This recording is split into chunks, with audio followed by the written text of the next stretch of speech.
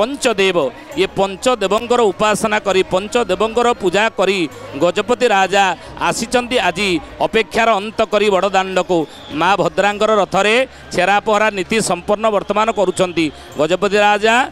वर्षक 12 मासरे जेतटी पर्व महाप्रभुंकर हुए ये द्वादश यात्रा भितरे अनेक यात्रा गजपतिंकर उपस्थिति एकांत काम्य थाए। 5टी जगार गजपति राजा छेरा पहरा नीति संपन्न करती। क्यों क्यों जगह एपटे देखो विजय काहाली बाजी उठुची। मोर पूर्ववर्ती प्रवक्ता घोषक शरणा पंडित शरणार बिंद मोर अनुज कहूला ना ये काहालीर कथा। ये विजय काहाली जेतबले सेतबले गंगेश्वर नाम रे जो राजा थिले दक्षिणात्य विजय करिया जाइछंती सेतबले गोलकुंडा राजा ताको बंदी कले एवं जेतबले बंदी कले लेंका पाइक तांको पाखरे थिले काहालिया तांको पाखरे थिले। गंगेश्वर राजा को जेतबले बंदी कले गोलकुंडा राजा कौन कहले एटा हाथ में कौन धरीच से काहाली को हाथ धरिक फिंगी दियो। जेतबले सेवक मान को कहले ना यही समय गजपति राजा कौन कहले कहले देख देख मते बरंग बंदी कर मते बरंग कष्ट दियो मते मध्य जहाँ दंड देवा कथा दियो किंतु बड़ ठाकुरंगर श्री अंगरे लगी होइथिबा ये श्री कपड़ा जो काहाड़ी रे गुड़ा जाइछि ताहार किछि असुविधा कर नाही। पचारि देले गोलकुंडा राजा कहले ये कौन सत्य ये कौन प्राण रही ये काहाली रे कौन ठाकुरंकर अस्तित्व रही ब्रह्मंकर अस्तित्व रही ना हाँ रही ना ताले प्रतिपादित कर कौन कले ना काहाली के 3 खंड करके काटिदेले 3 खंड करी काहाली कटाला बड़ ठाकुरंकर श्री अंगरे लगी होइथिबा से श्री कपड़ा को पुनर्बार जेतबले एथरे गुड़े देई काहाली की बजई दियंते ना वीर काहाली बाजी उठेला ताको कहंती से वीर काहाली महाप्रभु कर आज से वीर काहाली प्रतिटी नीति रे देखंतु गजपति राजा तले छेरा पहरा प्रतिटी नीति करूछंदी ना प्रतिटी नीति रे विजय काहाली बाजी उठुची। प्रति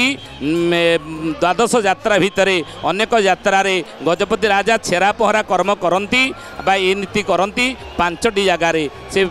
5टी जगह कौन कौन प्रथमे आपण जानी रखंतु जेतबले स्नान मंडपरे प्रभु जेतबले 108 सुना कूଅ जलरे स्नान करिथिबे स्नान करि सारला परे गजपति राजा कौन करती ना छेरा पहरा नीति संपन्न करती। तापरे केतबले करती ना जेतबले रथारूढ़ प्रभु होती आषाढ़ शुक्ल द्वितीया तिथि जेतबले गजपति राजा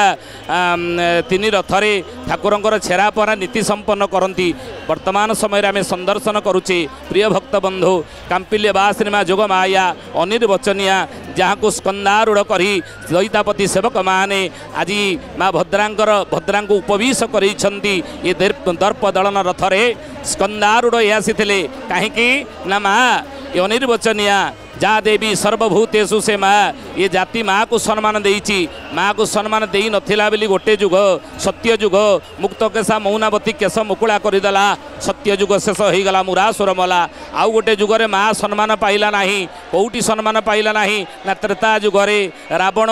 दशानन विसर्वा ऋषिंकर नैष्टिक ब्राह्मण पुत्र होइथिले मध्य माँ को सम्मान देला नाही नारी की सम्मान देला नाही कौन कला ना आणिके अशोक बनरे बंदिनी करी रखिला से माँ आखिर 2 टोपा लुह गड़ी पड़ता बोली रावणर स्वर्णमयी लंका ध्वंस विध्वंस हो गला। ये कथा आम जाचे पुराण रामायण रू से भली भाव में द्वापर जुगरे आउ गोटे माँ आखिर 2 टोपा लुह गड़ी पड़ता पुरुषभारे राज दरबार में दुर्योधन दुशासन इंगित